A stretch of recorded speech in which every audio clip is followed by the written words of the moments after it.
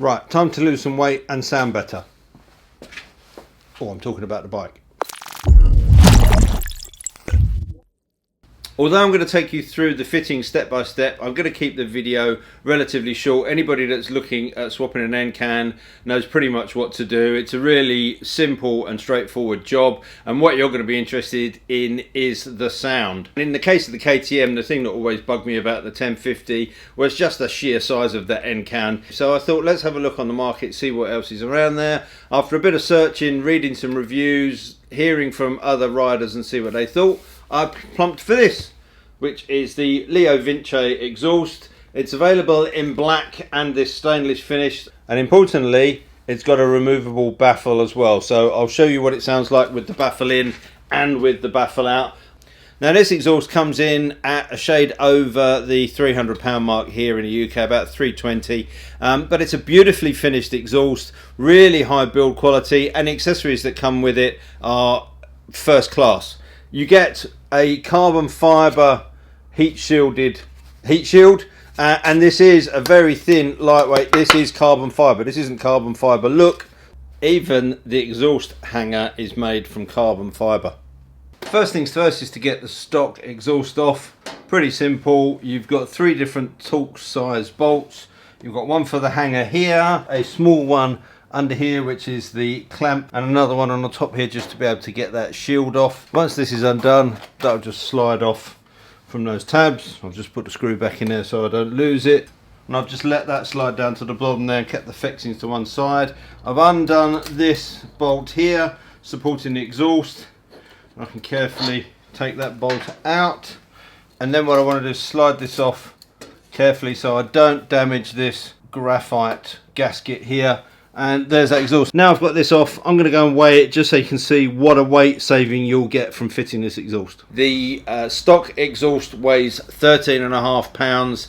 The LeoVince exhaust weighs 6.5 pounds. That's quite a considerable difference. So you've got everything you need, even down to the very nicely machined cap for the bolt, and you're switching to Allen keys as opposed to Torx settings when you go to put these back.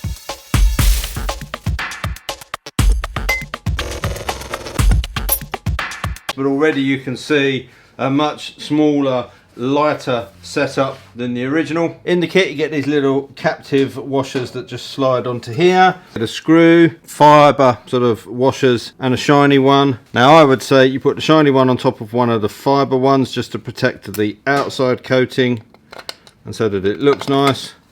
And then you can put the other fibre one on the inside.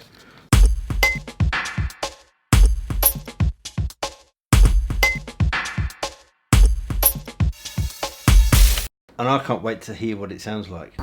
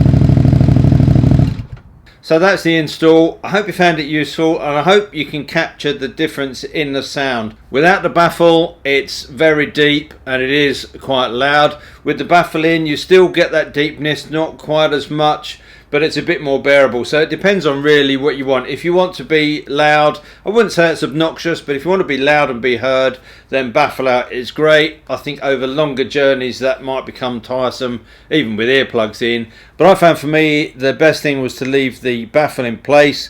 I get the deeper sound, a louder sound, but it's not too much, and I can live with that from day to day. As I say, I hope you found the video useful. I'll put links in the end credits for you to go away and have a look at some stuff. If you like what I'm doing, hit subscribe. That would be fantastic. And until next time, thanks for watching. Take care, ride safe, and I'll see you soon. Bye. Yeah.